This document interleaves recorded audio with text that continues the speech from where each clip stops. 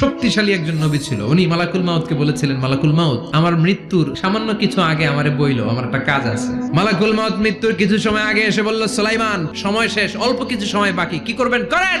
সাইয়েদনা সুলাইমান জিনদেরকে ডাকলো, ও জিনেরা, বিশাল একটা প্রজেক্ট আছে, প্রজেক্টে কাজ শুরু করো। আর কিছু জিনকে বলল, চারদিকে গ্লাস ফিটিং করা একটা রুম বানাও। সাইয়েদনা সুলাইমান আলাইহিস সালাম গ্লাস ফিটিং করা রুমের ভেতরে ঢুকলেন। এই রুমে ঢুকার দরজা নাই, হাতে একটা লাঠি নিলেন, লাঠির মধ্যে ভর করে দাঁড়িয়ে রইলেন আর জিনদের দিকে তাকিয়ে রইলেন। জিনেরা এত বদমাশ ছিল, সাইয়েদনা সুলাইমান দাঁড়িয়ে না থাকলে কাজ করতো না, দাঁড়ায় না থাকলে আজও লোকজন কাজ করতে চায় না, ঠিক কিনা?